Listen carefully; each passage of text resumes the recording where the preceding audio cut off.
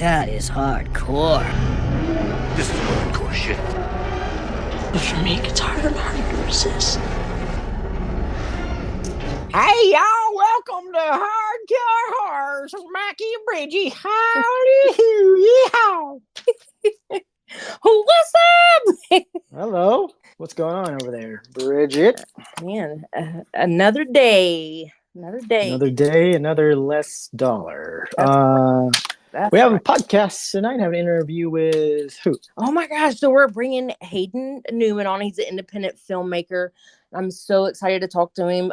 His movies are awesome. He's kind of known for Reunion from Hell. He's got a part 1, part 2. Very cool. All right. Before we get to that, let's talk about a few things. Yeah.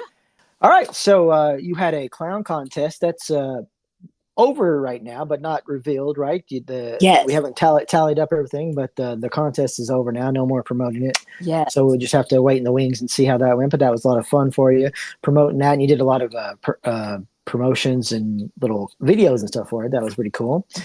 I did, and I want to give my Michael Tanner Flynn a shout out because he was so awesome. Oh my gosh, I had this idea to do. So one of my clown characters is Puddingtane, and I was like, wouldn't it be funny if Bridget is like talking to Puddingtane? Like I was like, and I asked him, I was like, is that possible to even do that? And he's like, oh yeah, I could do that like really easily. So we did, and we come up with this little fun video, and he did a whole. First time I've ever had like a full like clown photo shoot, and it was so much fun. Very cool. Yeah. Very cool. Obviously your love of clowns are unparalleled. I did want to talk to you because we never really talked about this.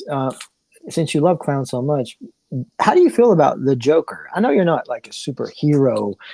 That's not really your genre, but do you like the Joker? I do. I actually love the Joker movie. The one. The one with Joaquin Phoenix.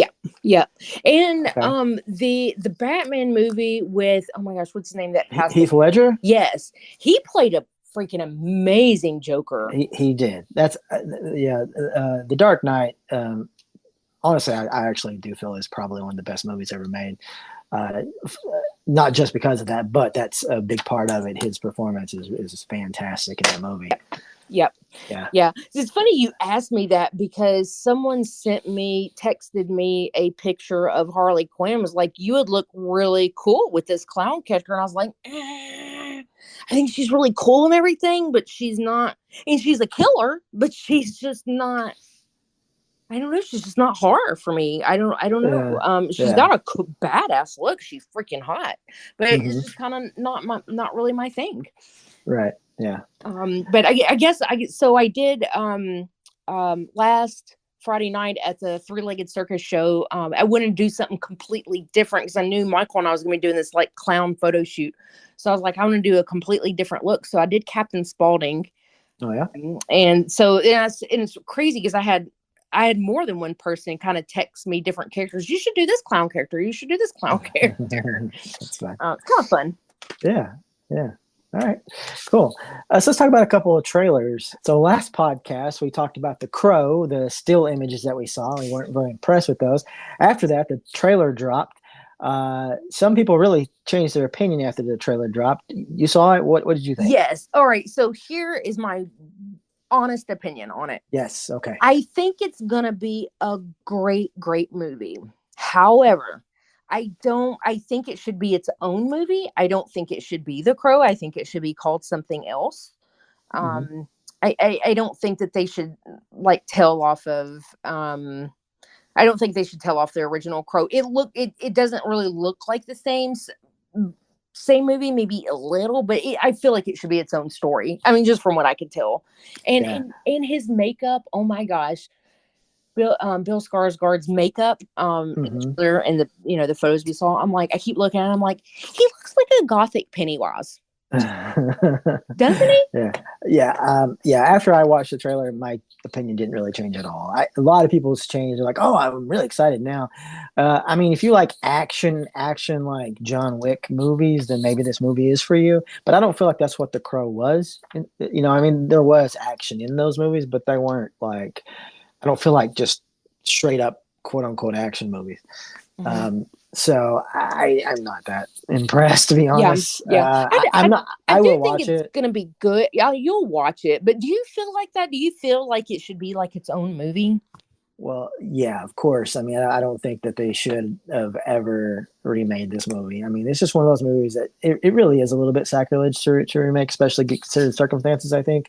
And I don't think it should have been done. I mean, they could have made a sequel and they would have made money, you know. They just wanted to make more money and they think about rebooting it, they will. But I don't know. I mean, like, yeah, I think that it being its own movie would have been fun and like obviously they're doing a lot more backstory with this because you're seeing a lot more of the characters together. Obviously, you didn't see that much of them together in the original, but Mhm. yeah, I'm not that excited about it. I'm going to be honest with you. Yes, I will watch it. No, I am not looking forward to it. Mhm. Another trailer I sent you was a one called Humane. Mhm. Did you check that trailer out? What'd you think about that one? I did. So it didn't look like it would be anything I'd want to watch. Really? No. Yeah. So the reason I sent it to you is because Cronenberg, it's his daughter, David Cronenberg's daughter, is the one that's making this movie. Hmm. I don't know if anybody would disagree that David Cronenberg is one of the finest filmmakers in horror. Oh yeah. Now his offspring are making their own. Brandon's already made a couple, and now his daughter's making one. And it looks a little bit more comedic, maybe comedic than horror, than straight up horror. But I don't know. I'm just intrigued that when Cronenberg makes a movie because they can usually surprise me, and I typically end up liking them. So Oh, if daughter's got them Cronenberg genes, it's probably be pretty good.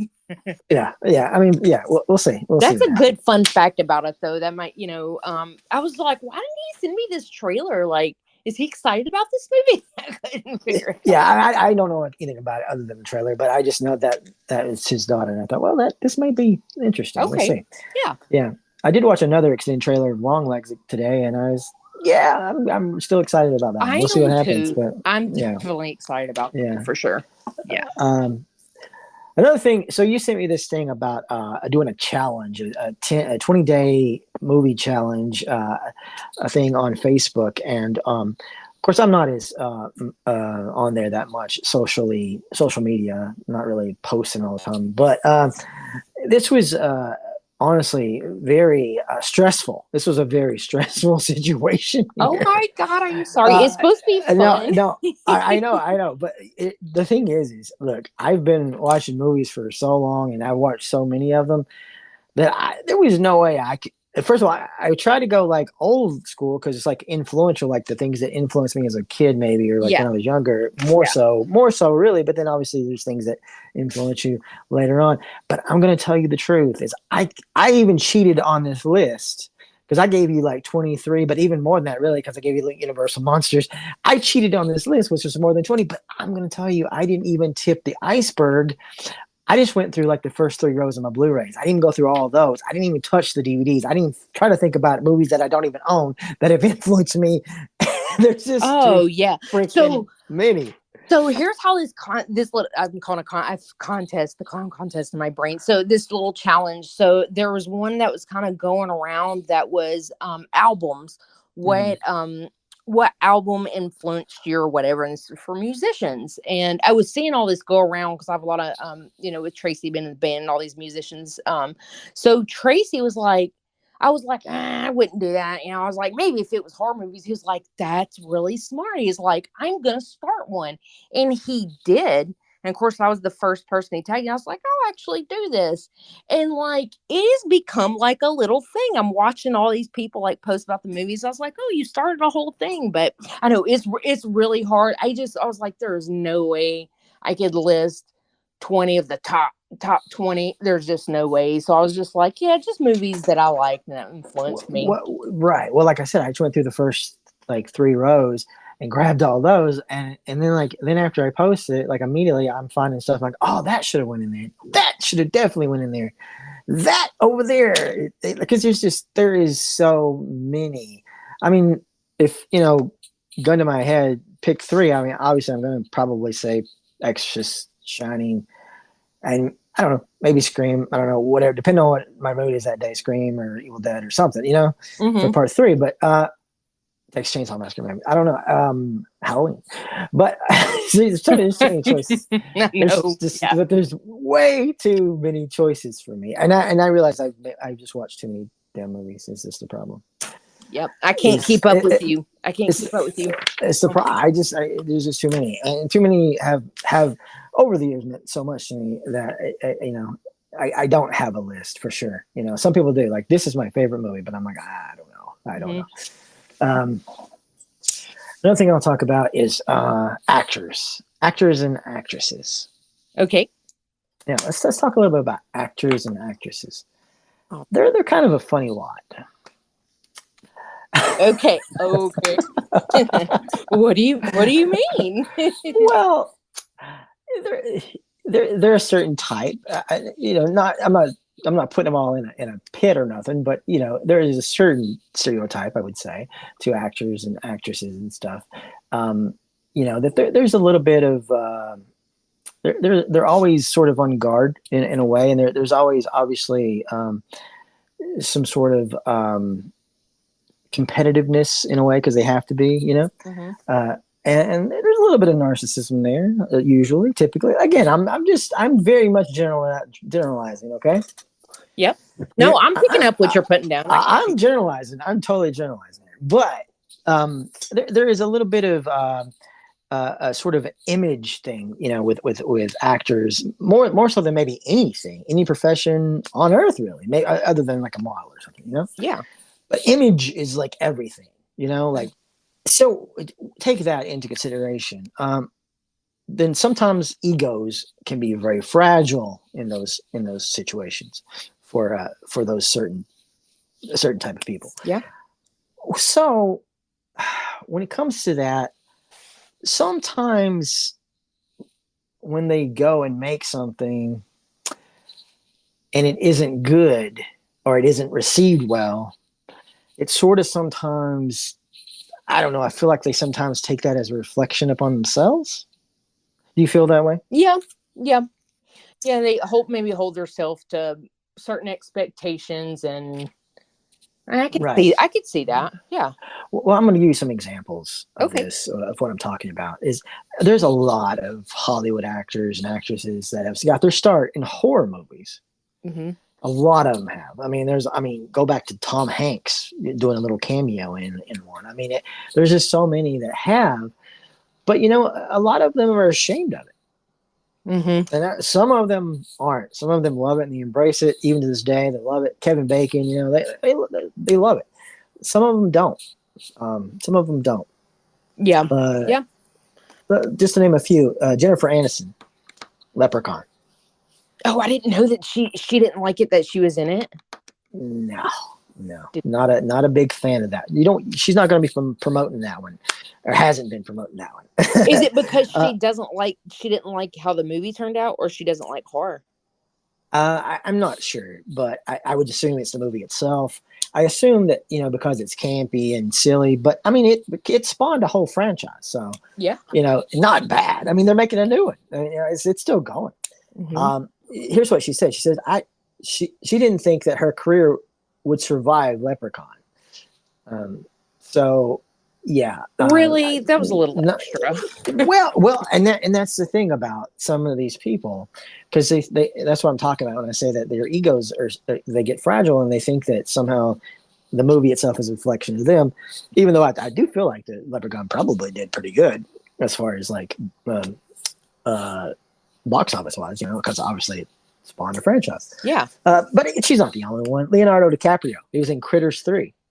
I did not even know that. Wow. I don't think he ever was talking about that one too much. Then we got Texas Chainsaw Massacre: The Next Generation with Renee Zellweger and Matthew McConaughey. I knew you were going to come off with that one as soon as, like, when you were talking. I was like, that's the first thing I thought. Now that out of all of them, that's probably the one I like the least. My least favorite of the Texas Chainsaw. Mm-hmm. Oh yeah. It's not great, but Do you know that they actually, and I don't know if it was just them or them, their agents, and even maybe some producers or what, they tried to get that movie shelved. Oh wow. Because Wow. because it was weird because the movie got made, and I guess before it came out, they blew up. Both of them did. And they were like, "Oh, let's not get this." And did you know that some movies have been shelved because of that? Leonardo DiCaprio and Tobey Maguire, I believe, was in another movie called. It's not a horror movie, but it's a movie called Don't Plum. It came out in the early '90s.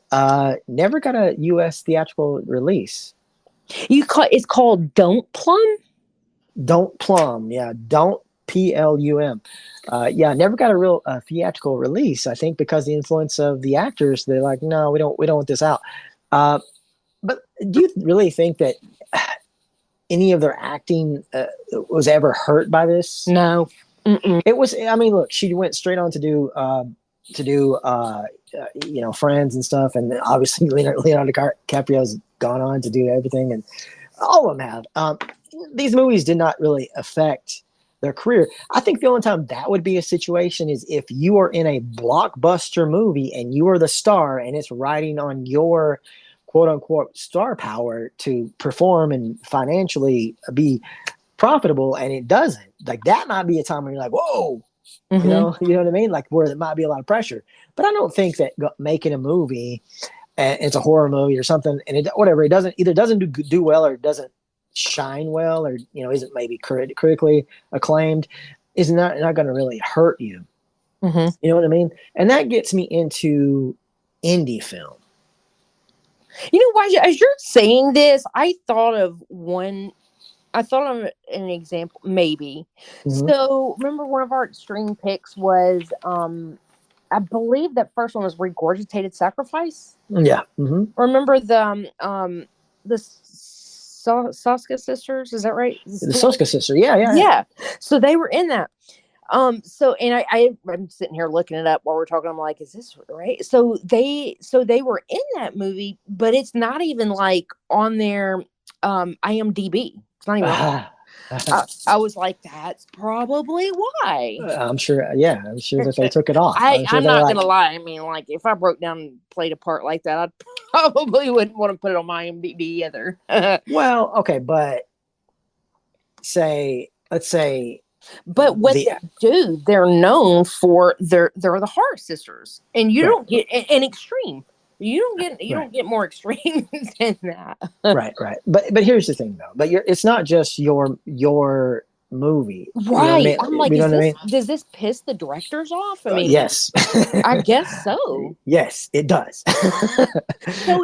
So you're a director, and you make this film. You put, and I know you put a lot into it. It's your baby.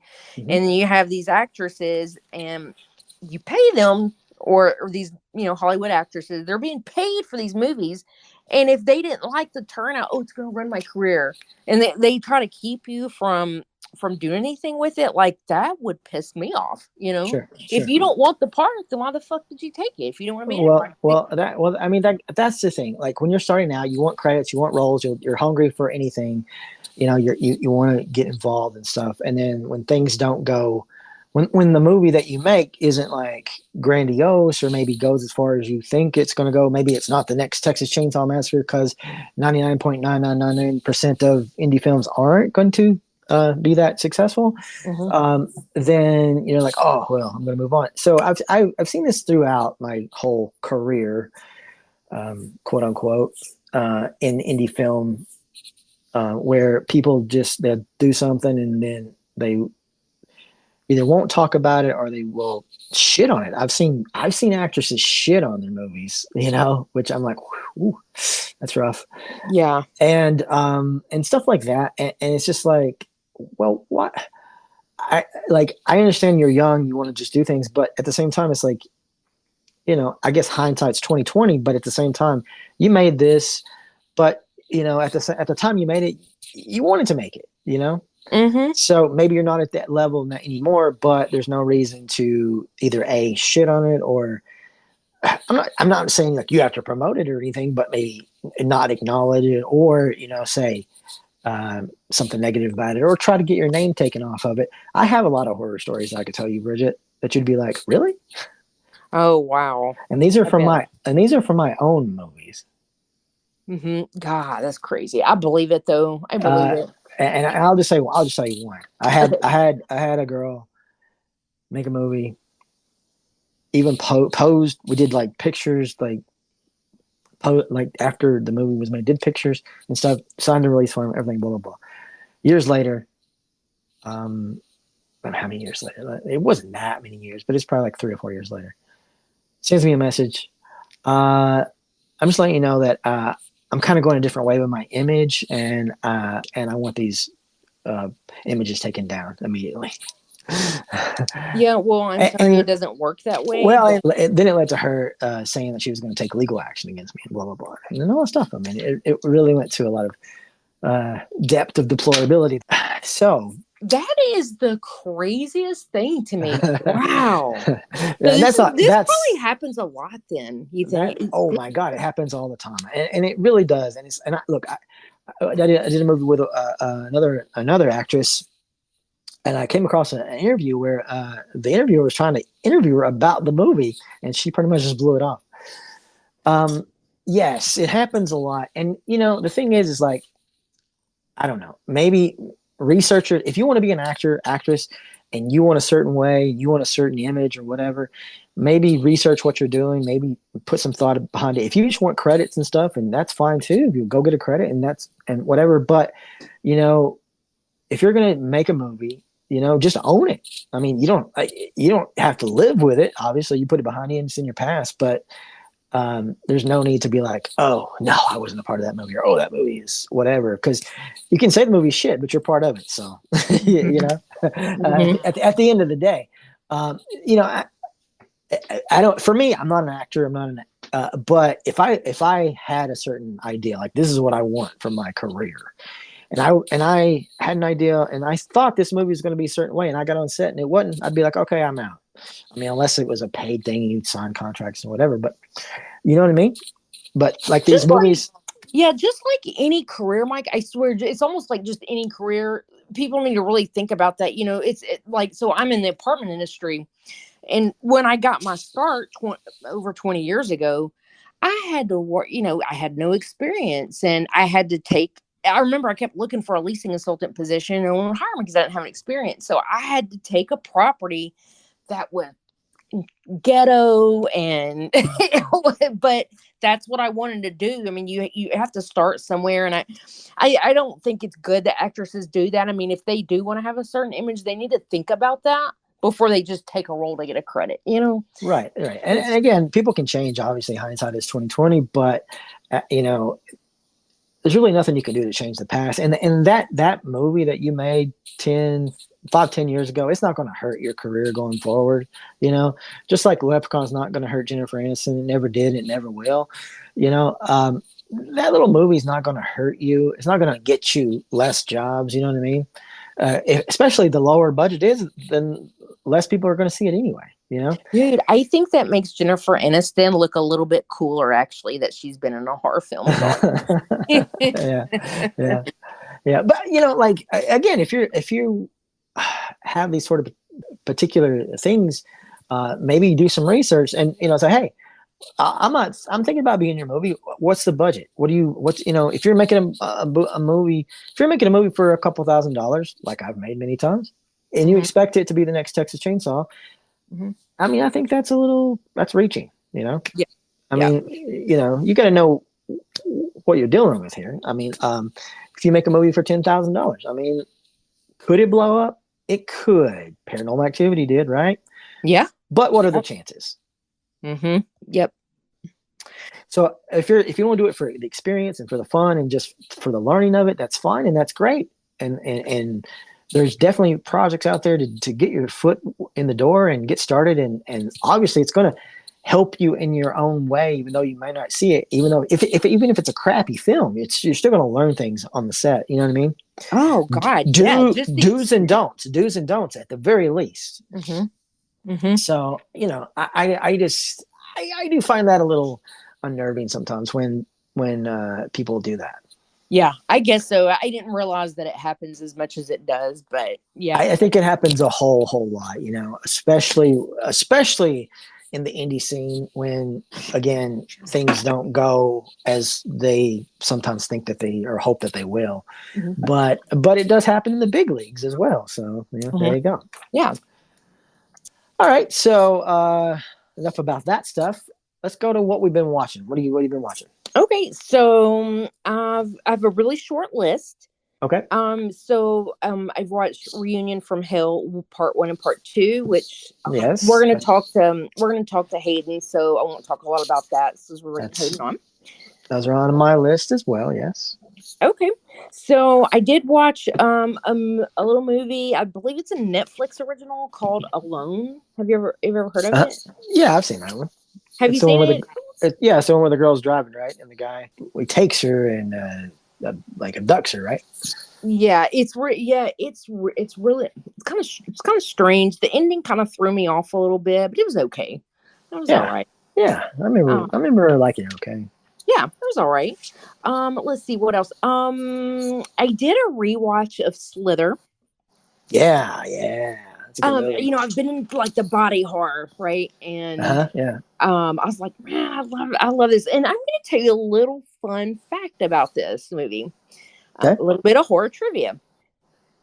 So about maybe 5 years ago, when the Horror Trivial Pursuit first came out, you know, I bought it, and I don't have like a lot of, you know, back then I didn't have a lot of friends, and like a horror, so I had my mom and dad play it with me. Even though they don't know.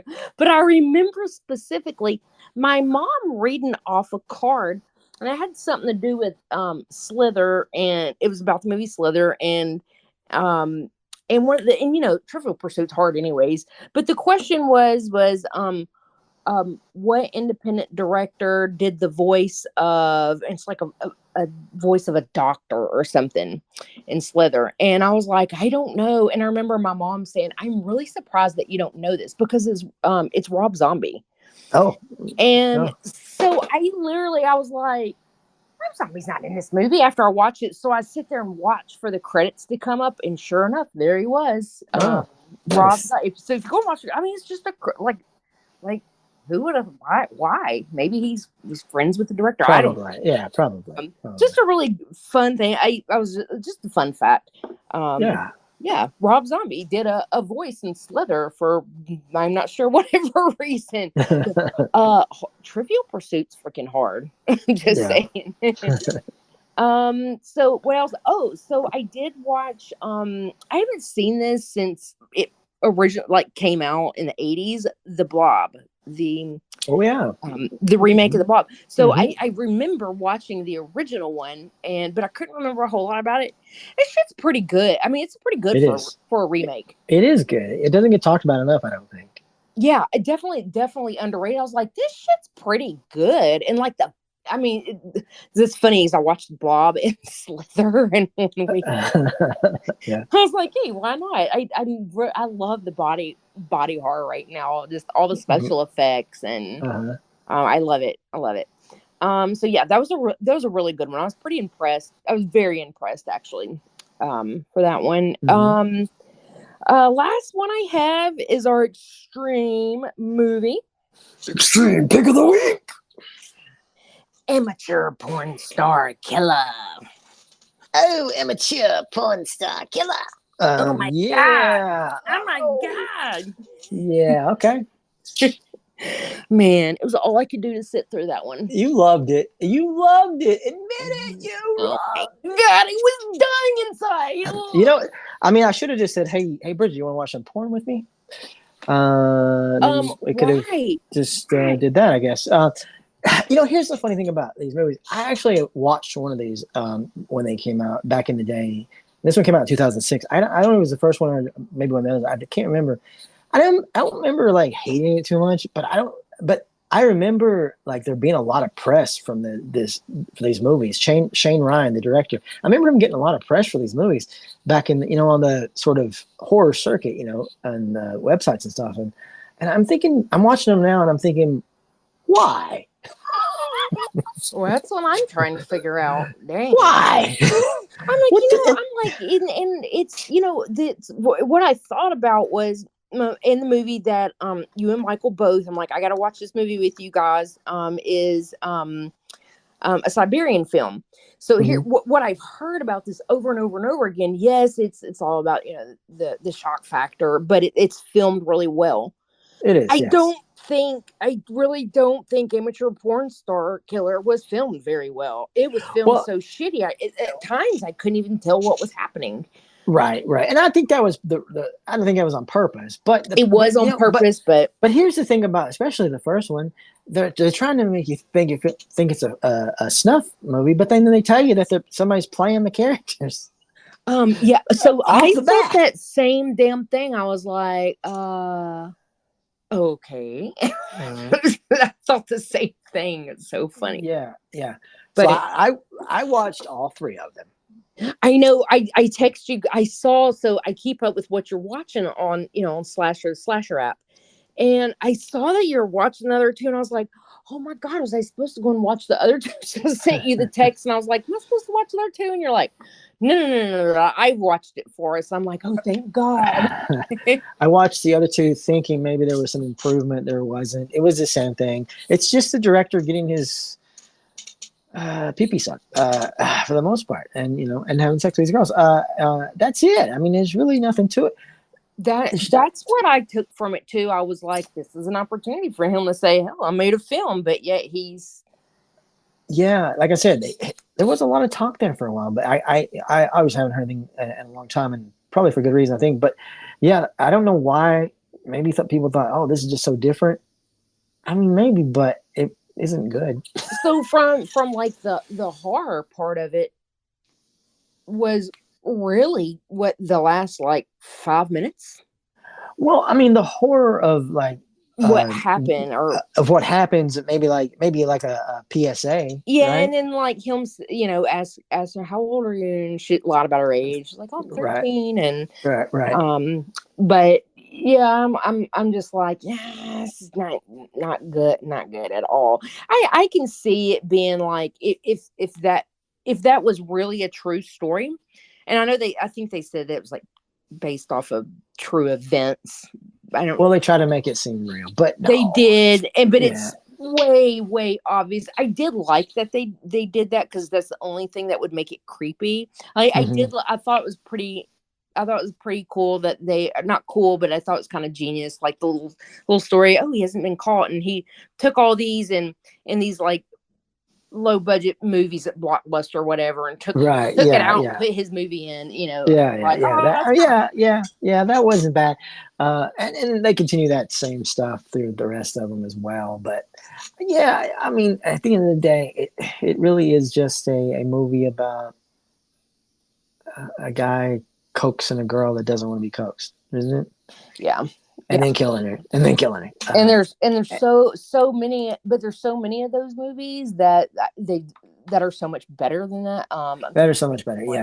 Yeah. Megan is Missing. That's one. Of course, the Megan is Missing came out way after this one, but that one definitely is one that is done so much better. Yeah, Megan is Missing. The whole movie is like super slow, but the payoff is really good. Like the end of it's like, holy shit! I'm glad that I watched this movie for the end.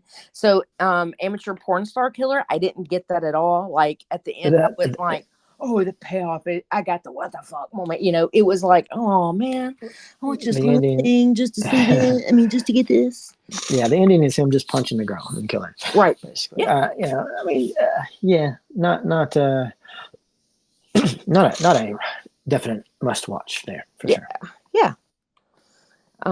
So that's it for my list. I told you it was really short this week, and we'll talk about Reunion from Hell Part 1 and Part 2 when we bring Hayden on. Sure.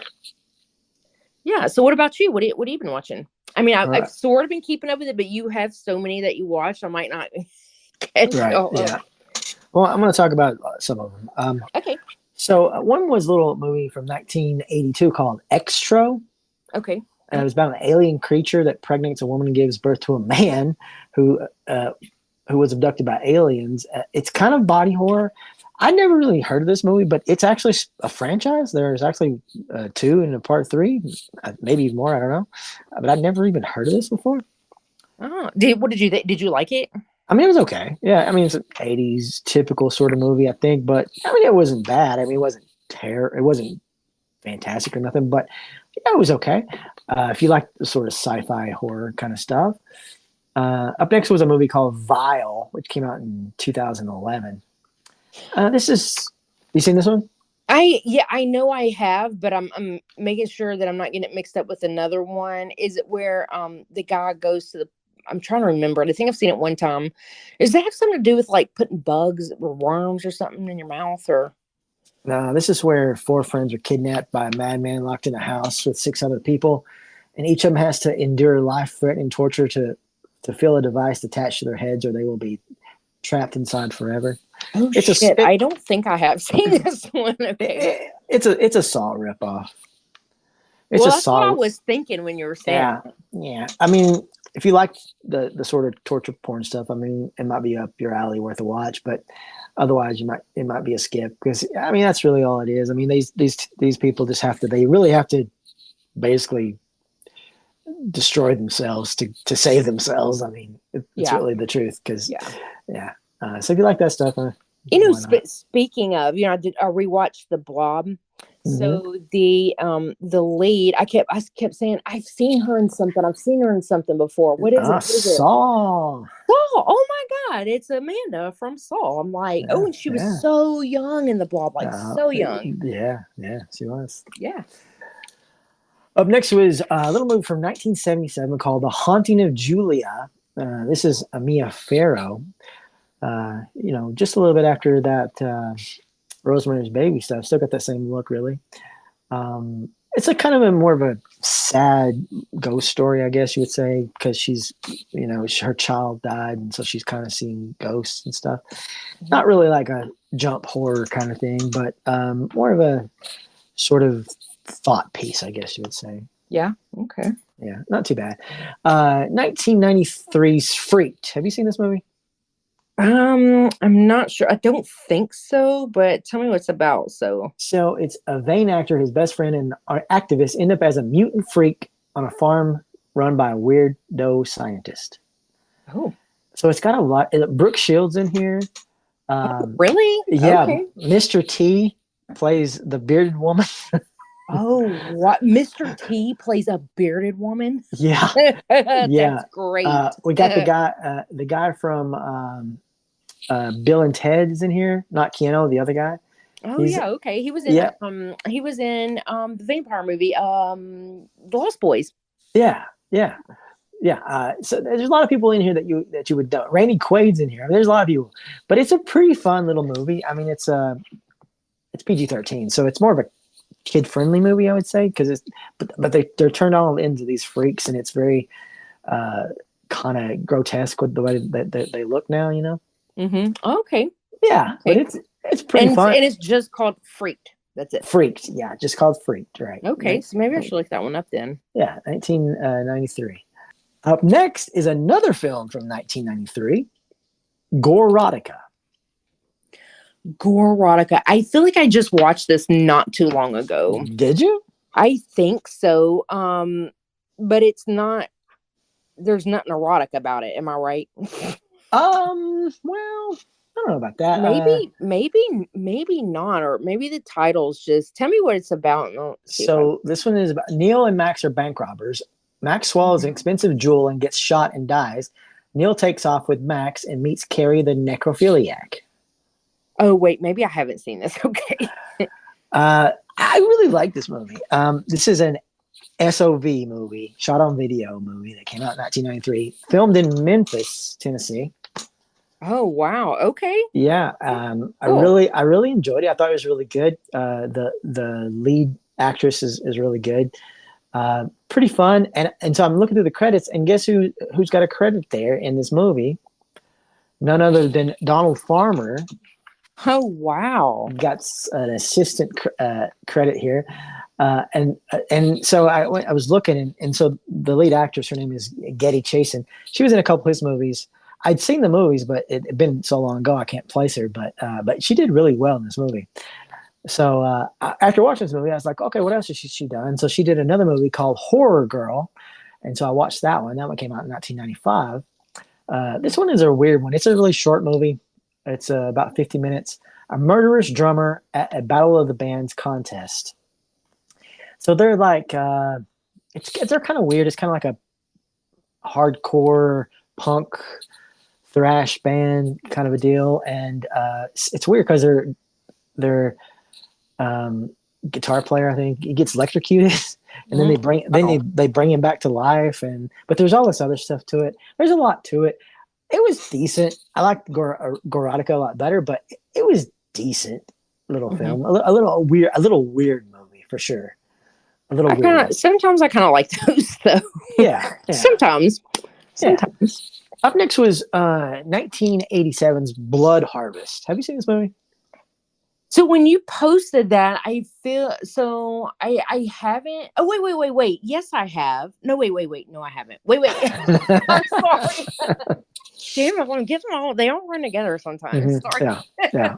Well, that's a generic title. There's like 3 or 4 movies called Blood Harvest. Okay, that's what it is then. Damn it, I was like, I saw that I saw that you posted it, that you're watching it. I was like, oh, I've seen that. But then I think when I looked at it, I think that's what it is. That I've seen a movie with the same title, but not the same movie. Right. Well, and I think this movie is actually poorly titled too, because it really has nothing to do with a blood harvest. Not really. But this is the one that's got a clown in it. That's why I thought you might have seen it. Oh yeah, no, I haven't. No, that one I haven't seen. Did you like it? Not really. No. Okay. Not really. I'll tell you why. Now, actually, as the clown, this guy Tiny Tim, he's a singer. Do you know him? Tiny Tim? Tiny Tim, yeah. Okay, well, he's the one that plays the clown. And he actually does a pretty good job. The clown part is pretty cool. It's just the rest of it that doesn't really work that well for me. First of all, we've talked ad nauseum, I think, about how music is so important to movies, and how it's really, that really just sets the tone, and, it's really an integral part of movie making. And for this movie, for some reason, almost most of the movie is like a adult contemporary soft love ballad music. It's like, why? This is a horror movie. Dude, that could really like make or break a film. Yeah. If you don't have the right score in place, because if you think, and this because you make films, but if you have like this really intense scene and you watch it with no music, and then you go back, put some creepy music in there, like it makes it 1,000 times more creepier. Yeah, it's true. So that was the biggest problem I had. But then the other problem is I really found out, I really just figured out the twist like super early, and I don't like to figure out the twist, but when I do, it's like, oh, okay. Formula movie, but you can see it coming pretty easy. Okay, but so, I think I have seen this, but I think I saw like when this movie's like from the 80s, isn't it? Yeah. Okay, I saw it back in the 80s.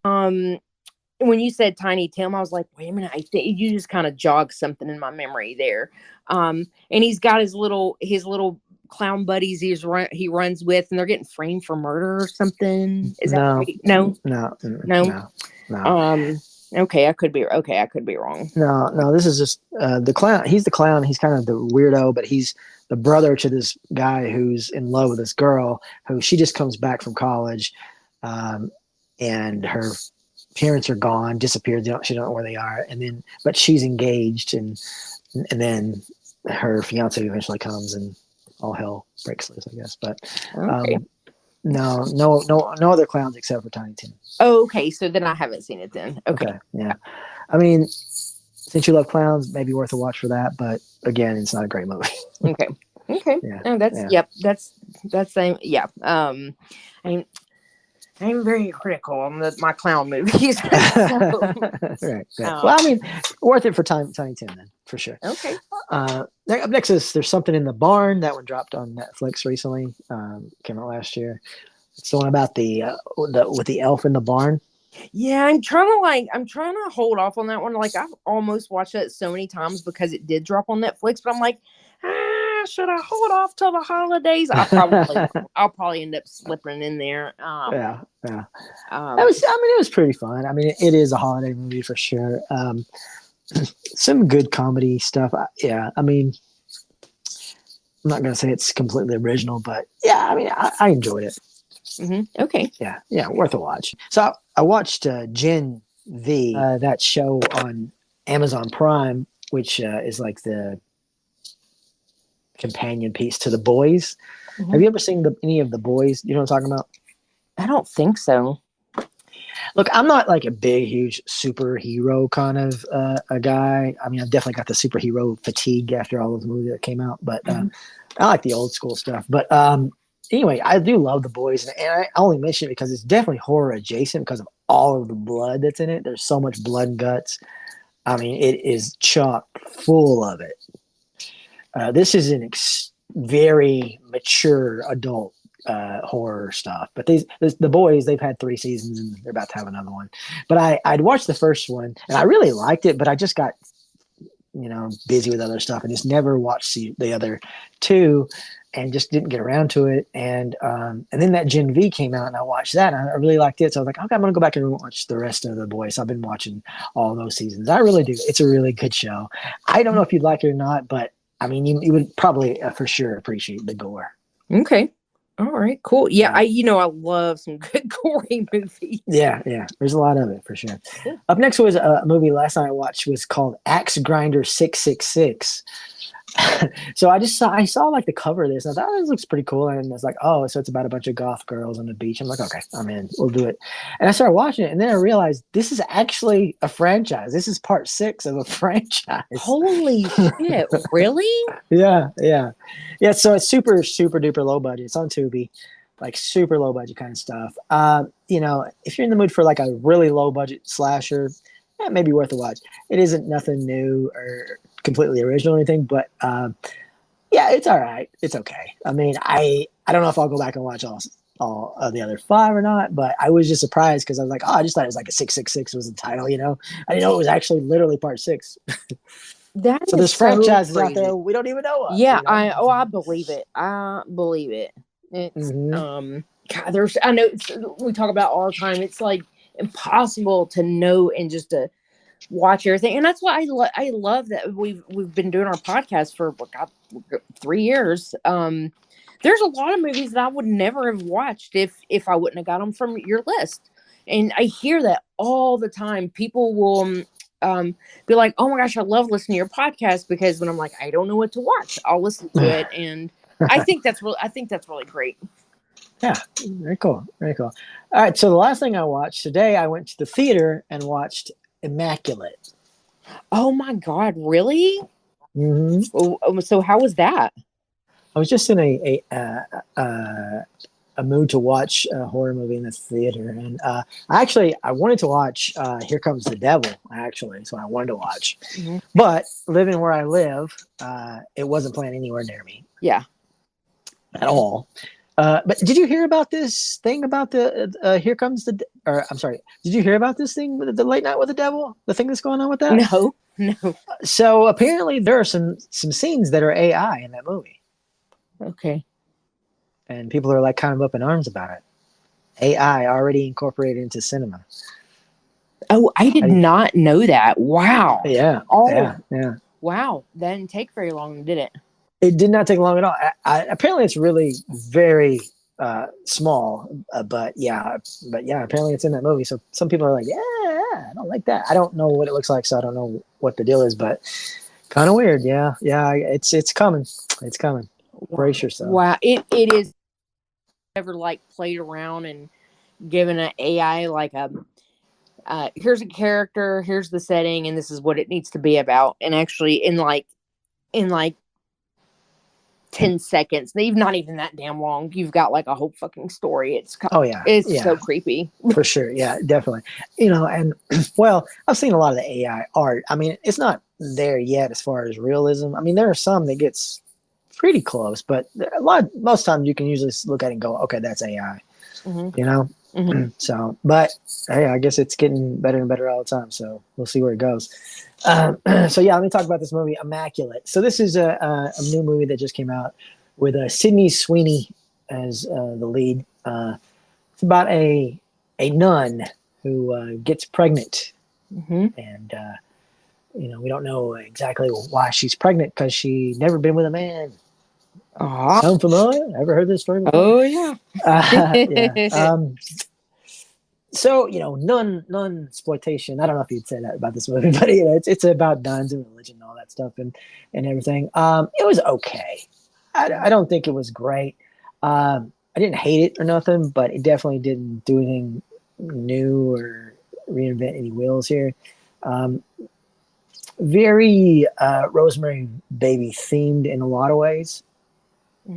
That's exactly what I was kind of thinking. Sydney Sweeney's performance, I think in the beginning wasn't that good, but toward the end she got awesome. I loved what she did at the end.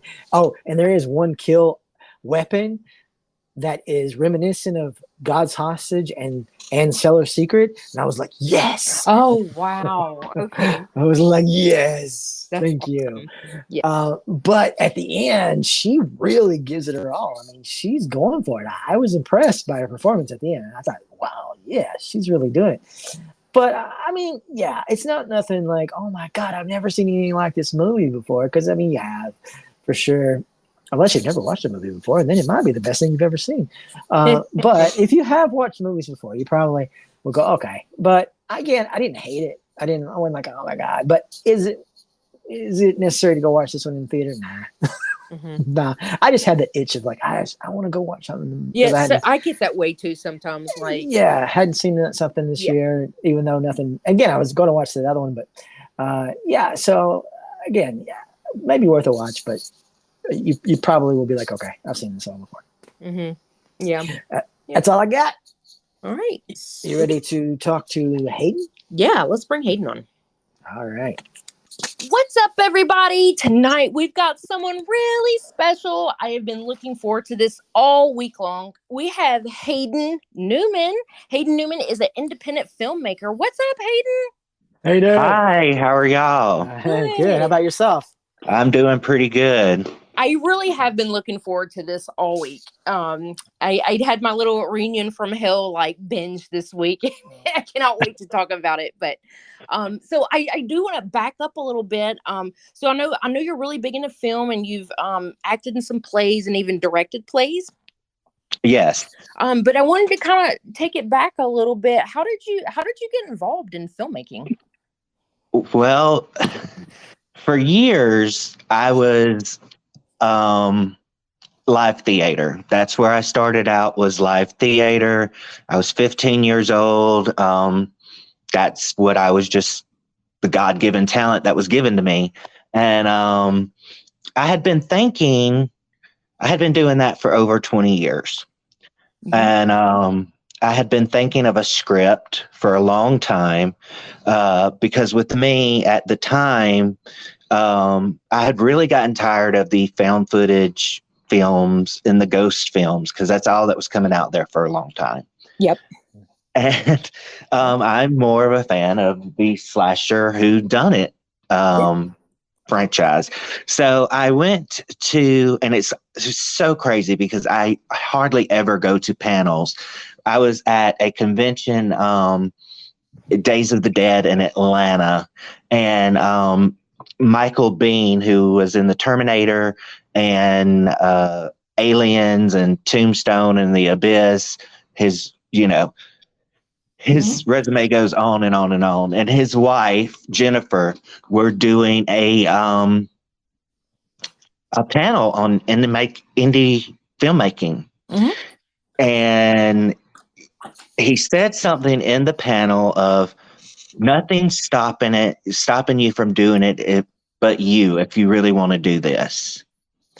And I took that and I said, So it really resonated with me, because I put it off and I was like, can I do this? Yes, I have the theatrical background. So I put it off. And when he said that, it really resonated. I came home, and within the a week, I had the first draft of the original Reunion from Hell written. Nice. Oh, wow. Wow. Yeah, those are pretty powerful words. Like, the only person that's holding you back is you. That's pretty powerful. Good for you for doing Exactly. that, though. Oh, my God. That's amazing. And so good. It's so good. Reunion from Hell, I love them. And I was trying to decide. So I watched both of them this week. And I was trying to decide which one I like better. And I can't even decide which one I like better. They're both really fucking good. Yeah. Well, with the first one, of course it was my baby. And the first one, I've said, we had to kind of set the backstory to these characters and really let the audience understand what these characters have been through. I said from the get-go, this is not a Friday the 13th movie. We're not just having characters run around in the woods getting killed. There's going to be a story there, much like Scream, which was a major inspiration for me. Okay, I was going to ask you about that because obviously, watching the two, I could see some quotes and homages to Scream. So I take it you're a big Scream fan, then. I am a huge Scream fan. Scream holds a very special place in my heart because it was the first horror movie that I ever saw in the movie theater. Oh yeah. That was a good one too. That'd be a good one to see in the theater too. Exactly, and I can remember they marketed that so well. Drew Barrymore. Yes. Everywhere, Drew Barrymore. And I remember sitting in the movie theater, and 10 minutes into the movie, they killed Drew Barrymore. Yeah, right. Exactly. Yeah, because you thought she was going to be like the big star. Yeah, I was like, "What in the world? They just killed Drew Barrymore. We have no idea what we're in for." Mm-hmm. So yeah, Scream was a huge inspiration to me. Halloween also was a huge inspiration. But the first one, like I said, I wanted to give these characters backstories and their relationships and, all that stuff. So by the time we got to 2, the surviving characters, the audiences already knew. Mm-hmm. So we were really able to touch on where we had went over the past 2 years since the events of 1, but we were really able to jump into 2. And 2 for me it's because it's a Christmas themed film. We did a lot of homages to Black Christmas in that film. Of the POV shots, we're being stalked. We have no idea. We're just celebrating Christmas and all the craziness is going on around us. Yep. And then once we figure out what's going on, well, then it's time to fight. We don't have any time to process it. Yeah. Mm-hmm. Mm-hmm. And you did so good with the characters too. Like Riley was obviously my favorite character, and the second one I was like, oh good, Riley's doing better. Okay, so we went from vodka to wine, so that's good. Yeah, and it wasn't as much wine as it was the vodka. Mm-hmm. I know. I was like, oh, I but it was so believable too, so believable. And so you actually played Riley, and you're the lead. So you wrote, acted, directed, and produced these movies.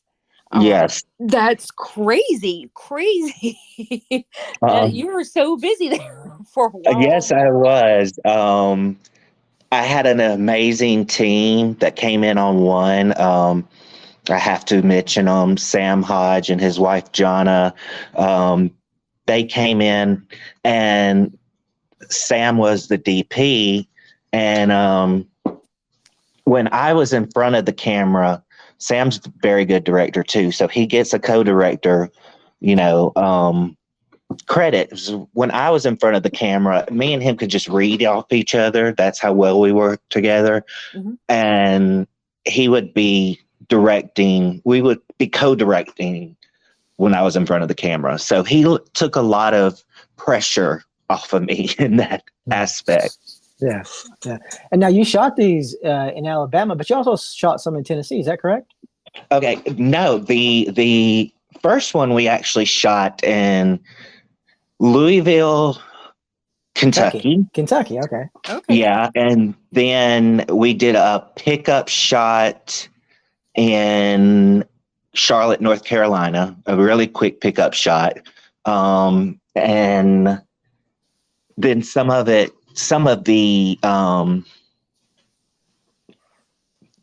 background footage and stuff like that, the aerial footage was shot in West Virginia where Sam and his wife lives. He did it with a drone. And then we shot two and outside Gatlinburg, Tennessee.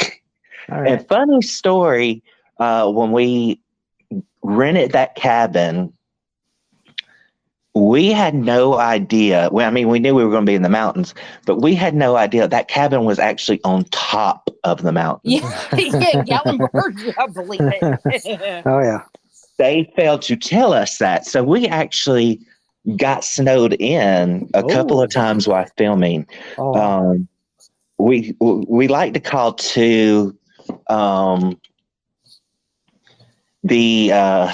instead of summer camp, it was winter camp because we all lived together in the cabin. Uh-huh.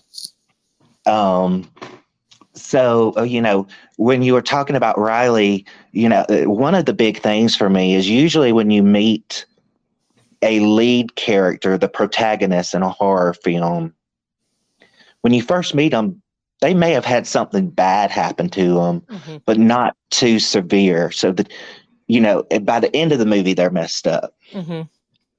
I wanted to do the opposite, where when you first meet Riley in that first film, he is gone. He is a mess. And throughout that first film, he regains himself a little bit.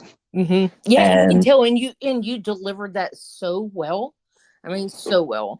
Well, Yeah. thank you. But yeah, two for me, you've seen both films, so I don't want to give any spoilers away. But two for me, Riley really got his resolution at the end of one. Mm-hmm. And two for me was really more Laurel, the mother's story and how she was dealing with everything from choices she had to make during one. Mm-hmm. Mm-hmm. She did really good. Her acting was phenomenal in the first one at the very, very end. The very end scene, like it was, Yeah. her breaking down was so believable, like so believable. I was so emotional during these movies. I was so into it. Funny thing. Of course, that was scripted that she broke down, but we were filming. She fell to the ground, all that, and she let out, which is in the movie, this scream. It wasn't scripted or anything. And I looked at Sam. I said, "Please tell me the camera was running for that. Please tell me." It just was perfect. Yeah, it was definitely believable because it was just so dramatic what had happened, and I mean, I was like, yeah, she's a really great actress, really great. Yes, she is. I love her to death. I love Kathy to death. And I've been lucky with both of these films to work with some horror legends. Yeah, and two, you got Mark Patton there. What was that like? Mark is amazing. Mark is so much fun. I wrote that character a certain way, but I tell all my actors, yes, I write the characters. I see them a certain way, but it's your job to bring them to life. Mm-hmm. Yeah. So how you see this character, is more important. I'm not one of these stricklers of you got to follow the script 100%. I love ad-libbing and, because I've worked with directors like that. No, you're going to follow the script exactly. And I hate that. Because it's just kind of like your monotone acting then. But so I had no idea how Mark was going to play the character. And the very first scene we shot with Mark was when he shows up at the cabin and Riley opens the door and he let out that first line. And I was like, okay, this is how we're playing it. Um, he is comic gold. I will say that. He he had us. There were so many scenes that we were doing that sometimes we would actually lose our composure during the scene, or we would get the scene and then we'd all bust out laughing. Yeah. So there's one scene. I'm gonna tell you which scene it was. I laughed so fucking hard. I thought I was gonna fall out of the bed laughing. And Mark, it wasn't a scene with Mark Patton. It was where Riley's sitting outside and the neighbor Carl walks up with a gun. He's like, "Hey, if you see any tweakers, you know," and when he shoots off and Riley's like, "What the fuck?" Yeah. What's funny about that scene is that scene was not in the script. That scene was totally ad-libbed between me and the actor. Everything in that scene we played off of each other. It was not scripted at all. I'm laughing and thinking about it because what the fuck? It sounds like something I would just rattle off with. It was awesome. Yeah, everybody loves Carl, and yeah, I've heard that a lot. Yeah, that is so funny. And there's somebody else that Jake C. Young is one of your actors too. So Mike and I actually met him at CreepyCon, and he's been on our podcast. Him and his partner Kenny Scott. So they've been on the podcast, and he did really great too. All of your actors done so great in these movies. Yes, I enjoyed so much working with Jake. Jake was a lot of fun on set. Everybody was a lot of fun on set. I mean, there's behind the scenes photos of us playing with the mask and, just acting stupid. And it's not hard once action is called, and even though the person who's in the costume, once you see that mask, it's not hard to be intimidated by it. I was going to say, I really do like the mask in the second one. I feel like the face is really cool. Like, taking that face off the victim. Yeah, very cool. Yes. And I have to say that I'll just say actress, she went through the whole process of being, molded and all of that to get that mask. Oh, wow. Oh, so it was custom made. Yeah, it's really cool. Really cool. Yeah. Awesome. So we got part 1, and I love it at the very end. Like, you left it kind of open. I was like, all right, we got part 2. And I love it how part 2 is Christmas theme. Loved it. So are we thinking about possibly a third? Yes. And we've talked about, kind of funny, as a matter of fact. We talked about it, and this was before Terrifier 3 was ever announced. And I was like, okay, we've done Christmas theme. Let's do Halloween theme for the third one. Let's make it around Halloween. And then they announced Terrifier 3. And I have worked with David at conventions, David Howard Thornton, amazing person. And they announced 3, and it was Christmas themed. I said, oh, so we just flipped. Yeah. Right. Yeah. But yes, we're working on I'm working on and it took me a little bit, and I'll tell you that story in a minute. But yes, I'm working on the first draft of that script. Yay! That's awesome. We're excited. I'm excited about it. Yeah. I will say this, in a true trilogy fashion, everything we think we know, we don't really know. Okay. I'll just put it that way. All right. But Danny Hassel is returning for 3. Of course, the mother's returning for 3. Those are the only 2 actors I can name right off because their contracts have been signed. Okay. But what's funny is I never intended to do a sequel. Things happened on the set of one that we were forced into ending it on this huge cliffhanger, which worked perfectly. So, you know, I came home from one, and literally within 5 days, I started the first draft of two, because I was like, one's going to come out and people's going to want to, like, quickly. So I was literally in those characters' heads for over 2 years. And after two was done, I said, I've got to step back and get out of these characters' heads for a little bit and really think of where these characters will be in the next film. And you flipped those fast. So Reunion from Hell came out in 2021, and part 2 came out, was it 2022 or 2023? We shot in 2022. It came out. We actually had the premiere. We had the premiere for both movies, but we had the premiere at Ben and Stacy's theater. Oh, okay. That's how I know Ben and Stacy. Full Moon Cineplex. Yeah. Awesome. Yep. All right. So you were in my neck of the woods. I'm in Nashville. Yeah. Yay. And you'll be, and so you're coming to Nashville next weekend, March 27th, 28th, 29th to Full Moon Tattoo and Horror Festival in Nashville, right? You're going to be a guest. Yes, I'll be a guest, but you got the dates wrong. Oh, I do? There. Okay, dang. It's 29th, 30th, and 31st. Oh, okay.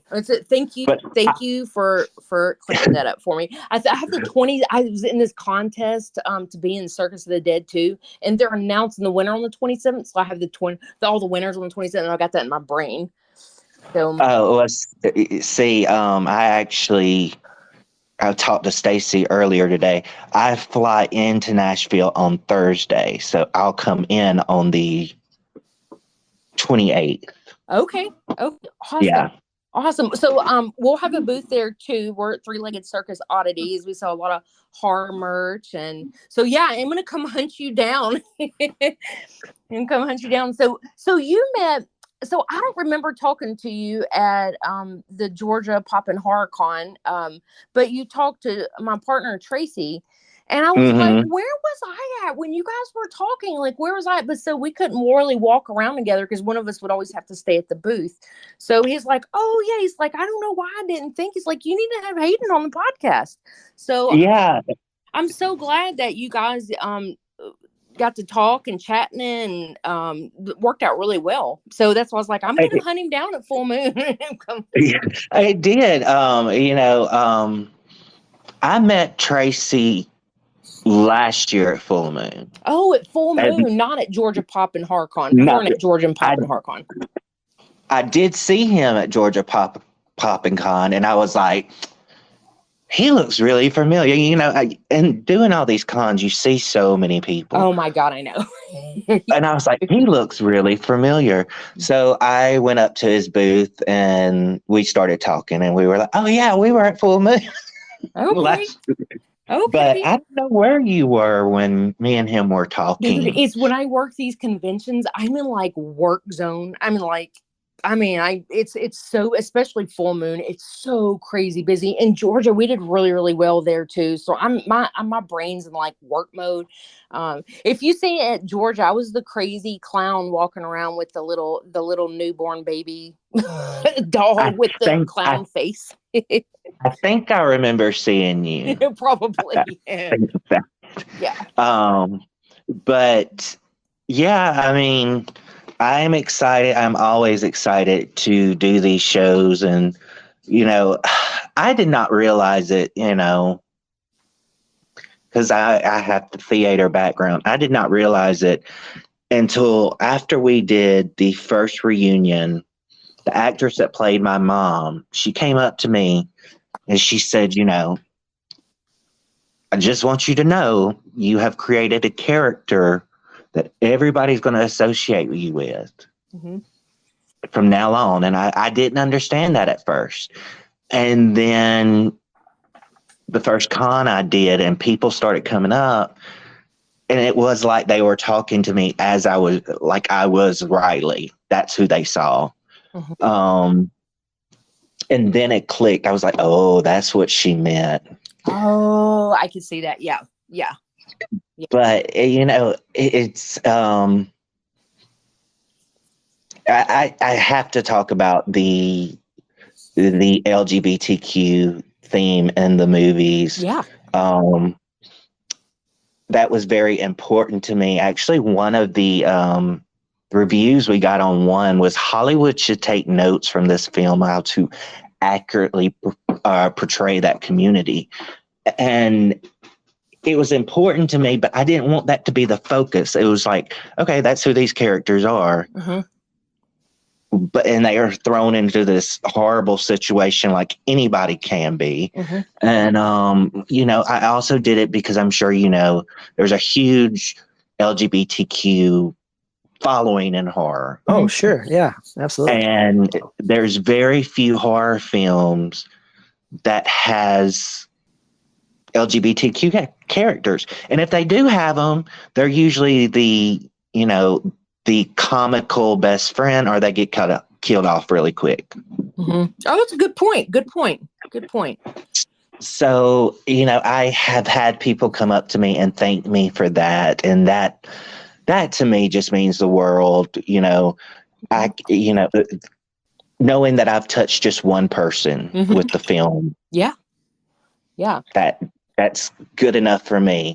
It's not about the money. It's not about anything in that aspect. It's about storytelling. And yeah. And you do really good at it. You're really great at it, just because I really felt attached to the characters, and you're right. You delivered everything so well. It was like it was a great balance. Really, really good. So if anybody wanted to see these movies, where, because everybody's going to want to watch them after listening to this podcast. Where can they find your movies at? Okay, well, the first one is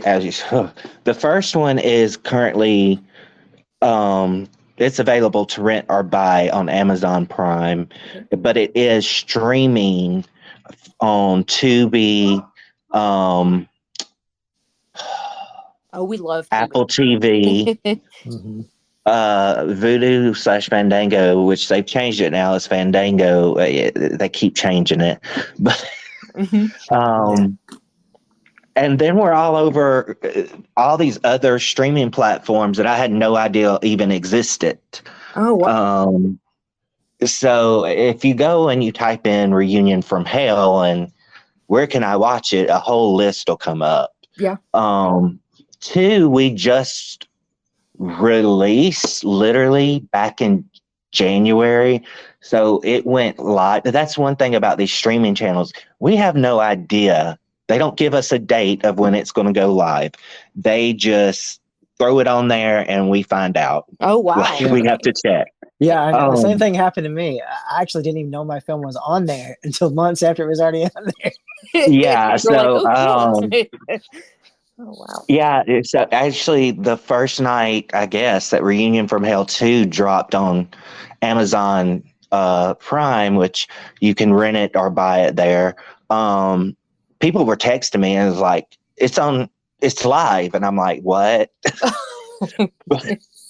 And then it's currently on Plex, and it's on another streaming platform I haven't heard of. It has been picked up by Tubi, but Tubi has not released it yet, and it's been picked up by Apple TV, so we're just waiting for the releases on there.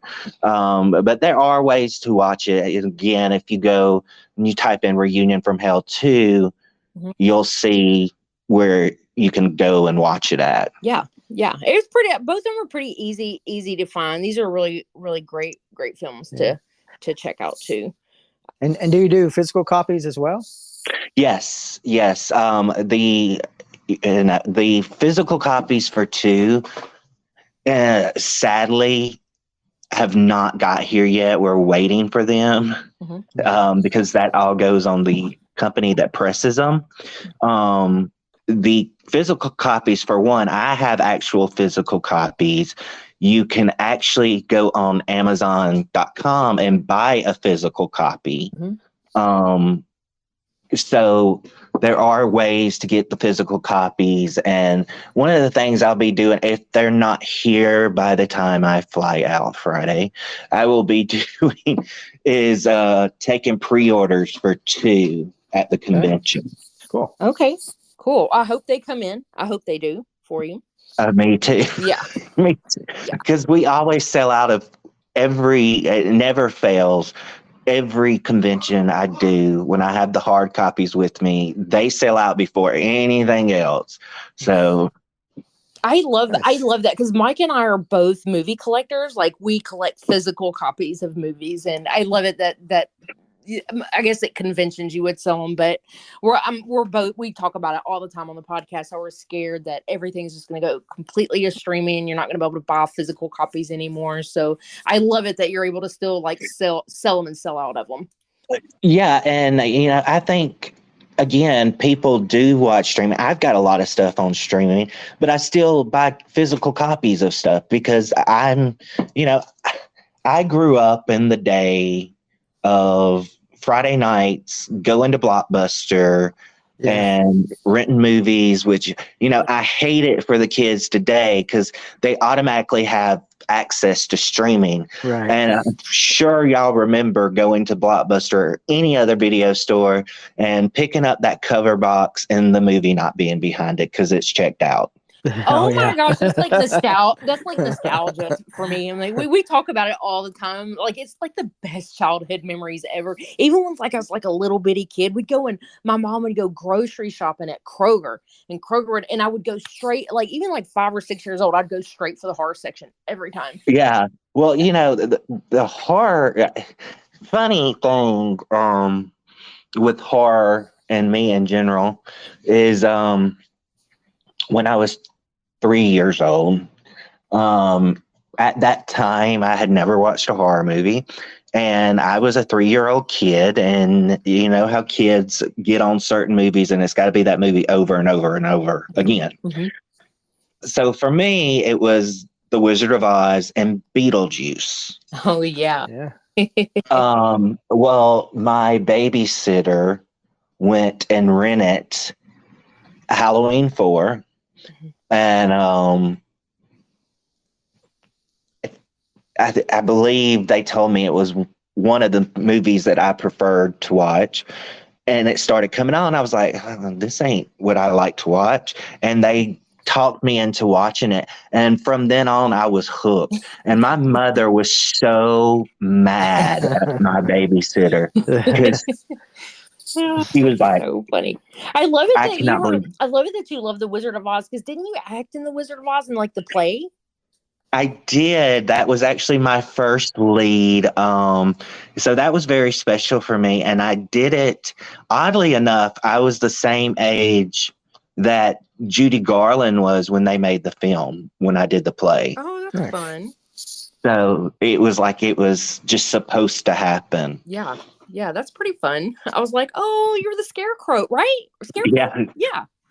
Yep. And actually, me and the actress that played Dorothy in that were the 2 youngest in the cast. So I was 16, and I believe she was maybe 18. Mm-hmm. Other than the children that were playing the Munchkins, we were the 2 youngest in the principal cast. And then, I did several family-friendly shows for many years.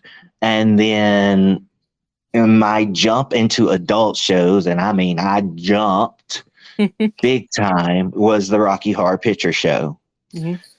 I love Rocky Horror. Yeah, we love Rocky Horror. What did you do? Did you do like the live plays, or was it a live play? No, we did the play with the movie playing behind us. Oh yeah. Which actually shadow casting? Is that what that's called? Yeah. Yeah, shadow. Which actually was probably the hardest role I ever took on, because you have to learn exactly how they do it in the movie. Right. Mm-hmm. And when we first started rehearsals, we would watch it like you would a regular movie. And then at one point, the director said, "Okay, I'm flipping y'all around. Y'all aren't going to see the movie no more." Then we had to go with it. Mhm. What character did you play?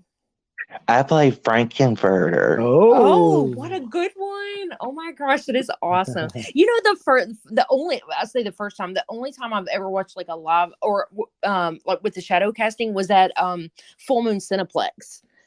Yeah.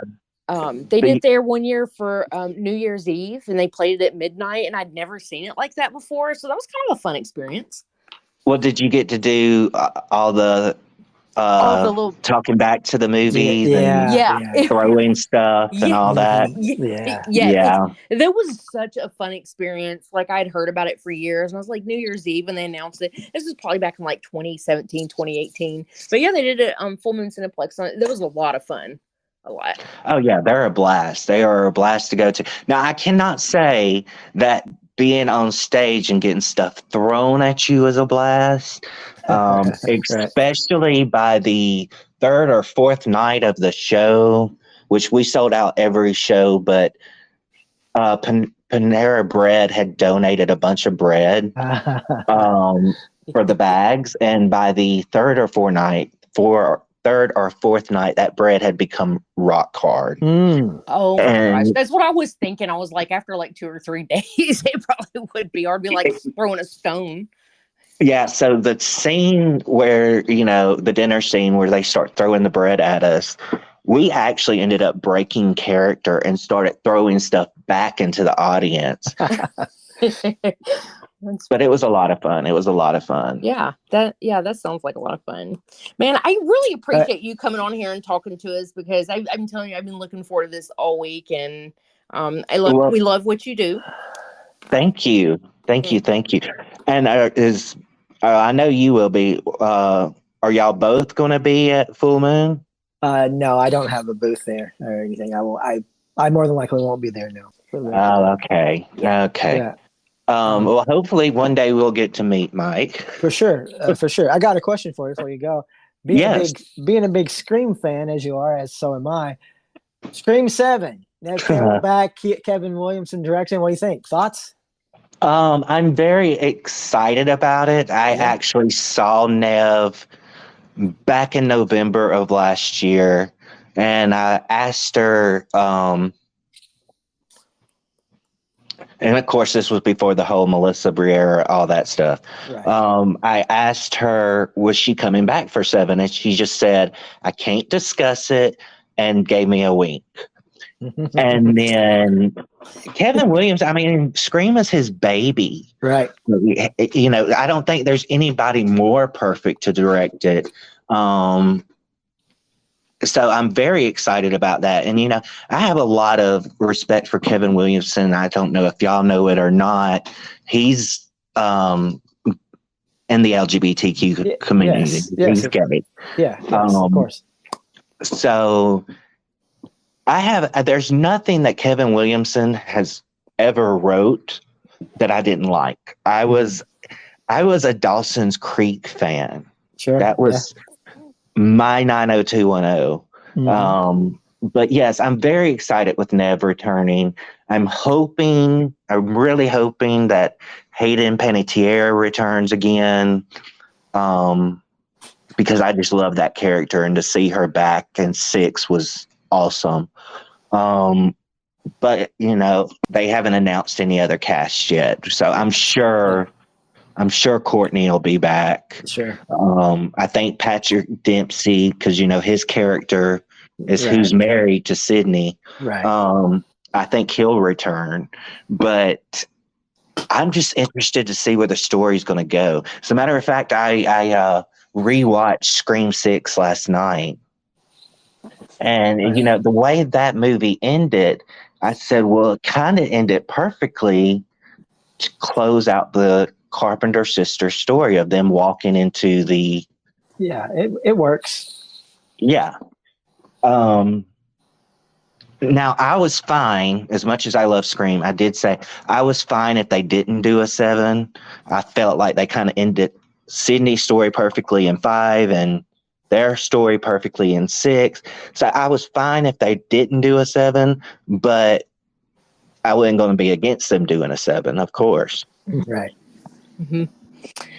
Yeah. So I've never really followed the franchise. I watched like the first one, and then it was the big talk. So then I watched the 5th one and the 6th one. But I like the last one, the 6th one. I like so much. I told Mike, I was like, I'm just gonna like one weekend. I've been talking about doing this. That means this means I really have to do it now. So because I was like, oh my gosh, I didn't realize like they were all connected. I never realized that. And I Yes. think that's pretty cool. And Yeah. everyone I talk to about these movies, they're attached to these characters, and it's like a really big deal. And I'm like, God, I really need to go and watch like all of them, like Yeah, back to back. it's one of the only, if not only, franchise that returning characters return for every film. Mm-hmm. Yep. I And think that's that was almost unheard of. Yeah, and that's one of the reasons I was like, God, these like Neve Campbell. Everyone, that's the big talk. Is she coming back for this? And I was like, oh my God, she was like in the very first one. So I think that's pretty cool. Mm-hmm. Well, she was in all of them except 6. So. Oh, so I've only Um, so she was in all of them except for 6. So Yes. okay, Yeah. that's right. She wasn't 5. So and I haven't seen 2nd, 3rd, or 4th one. So that's when I'm like, I need to get my shit together, don't I, and go watch. Mm-hmm. Yes, of course, because if you watch the first one, much like Reunion from Hell, her storylines evolve through each film. Okay. And then, of course, Gail's storylines evolve through each film. All of their storylines evolve, which is how you have to do a sequel. Now, I've said, and I will say this on here, with 3, the only way how many times can somebody come after somebody and want to kill them? The only way I would ever do a 4 is kind of in the style of Scream 5, where it's new characters, Mm-hmm. and somehow, if Riley survives 3, Riley has to come in and say, I've been through this, I'm going to help you. I don't want the focus to be Riley. I really want Riley's story to end at 3. Yeah. Okay. All right. Yay. I'm so excited about So you're in the process of writing the script for 3 right now. That's where we're at. Yes. Awesome. Gives me something to look forward to. Yes. And you don't know how many times I get that question of, when is 3 coming? Oh, I'm sure. I'm sure.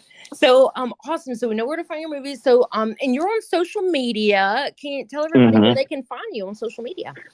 Yeah, I have, of course, I've got Facebook. And if you just type in Hayden Newman, I'm pretty sure my profile photo on that one is from the last con I did I had a martini in my hand. Mm-hmm. That was all of us at the hotel, back at the hotel after we were finished for the day. Yeah. And then you can find me on Instagram too, and it's same thing. It's Hayden Newman, and the photo, because I did not realize how many Hayden Newmans there was. The photo is actually of me and Mark and Danny Hassel and Lisa Wilcox in front of the Christmas tree. It's a behind the scenes photo of 2. Oh, okay. So I know I've been communicating with you on Facebook, so I'll have to look you up on Instagram now. Yay. Yeah. Okay. Awesome. And I always, and this is something that has shocked fans that have reached out to me via Facebook or Instagram. I may not reply right away because I have so much going on, but I always reply to them. And I've had several of them say, I didn't think you would reply. Thank you. And to me, the fans it's all about the fans. They're who make us. Without them, we would not be anything. Yeah, I love that. It's so I work at a lot of conventions, and it's always so disappointing. There's not many of them, but if there's an actor that you love and you follow, and then when you meet them in person, they're like kind of an asshole, and it just like Yeah. completely kills it. It kills it for me. I'm like, oh, that is Well, so wrong. the way I look at it is these people are coming from all over. You have no idea. We had people come from Texas to see the fan screening of Reunion from Hell 2, Oh, that's from awesome. Texas to Nashville. So, the way I look at it is, they pay all this money to come, then they pay for a hotel, then they pay to get into the convention, then they pay to see you and food. You want to make it the best experience possible for them. Yeah. And I think I will say the Screamcast, the original Screamcast, are very, very thankful to all of their fans. They spend time with all of their fans, and I've met every one of them but Drew Barrymore and Courtney Cox. And if that ever happens, I would be shocked. Yeah. Oh, wow. That's awesome. Awesome. I love that. I love that. Well, Hayden, I really appreciate you coming on. This has been really great, and we've really enjoyed talking with you. Yes, I've had so much fun. Thank you for asking me to come on. This has been a blast. I love anytime I'm asked to do a podcast or anything. I love to do them and talk with horror and everything. Yes, Awesome. We do too. We do too. Well, good luck this weekend at the convention, and we look forward to Reunion from Hell Part 3. Yeah. All right. Thank y'all so much, and I will see you this weekend. Okay, I'll see you then. Thanks. All right. Bye. Bye. Bye. All right. Hayden Newman, huh? Oh, very cool. Very fun. Slashing whodunits. Slasher. Scream really has influenced a lot of people. I feel like it was a big influence. Even a couple of my movies actually are heavily influenced, pay homage to Scream, I would say. Yeah. We've had a lot of people on the podcast, and we're like, where'd your inspiration come from? I've heard Scream on several episodes. Sure. Yeah. I mean, it was one of the big ones, especially younger than us, coming up. But you're going to hear a lot more of that, I think, as the decades progress and move on, we're going to get further and further away from The Exorcist and stuff like that, because people, they're just, again, I watched it when I was a kid, but kids today aren't going to watch it. You know what I mean? Mm-hmm. So we're going to get farther and far away than that. And I think one of the big shining lights for a long time there is going to be Scream, for sure. Mm-hmm. Yeah. And Scream was one thing that I've always appreciated about that movie was when the first one come out. That was the first time in a long time that there was any really good slasher films. I felt like that anyways. I was like, no, it's true. Really good slasher film. We hadn't had one in years. So yeah, it was. Love it. I'm still gonna do the whole binge watch. I can't do it next weekend because of full moon, but I swear I'm gonna take a whole weekend and just sit down and have a Scream weekend. Awesome. Sounds good. Yeah. Which is ironic because that's what they really do inside the movies. They have a stabathon. A stabathon? You'll figure that out once you watch the movie. Oh my God, that is so funny. I'm like, a stabathon. Okay. Yeah. All right. So full moon, huh? All right. Yeah. This weekend, everybody go and talk to Brigitte. Yeah. Hardcore horror. Yeah. Remember, come over and be like, I'll listen to hardcore horror with Mike and Brigitte. I'll be like, I've got you a little goodie bag. All you gotta do is come up and just say, hey, listen to the podcast. I've got little goodie bags already made up. And my goodie bags are like badass too. I put a lot of thought into them. So yes. Very cool. Come see us. So go to Nashville, go to the Full Moon Tattoo Horror Festival, see Brigitte and say, I listen to hardcore horror with Mike and Brigitte, and get you a goodie bag. That's right. A horror goodie bag, not just any goodie bag. All right. Very cool. Yeah. All right. Well, Until next time, stay hardcore. All right. Well, until next time, Bridget. Until next time. Later. Later.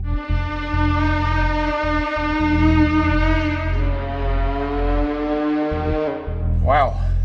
That's hardcore. Nothing harder. Hardcore Horror with Mike and Bridget is a part of the Tennessee Horror Podcast Network.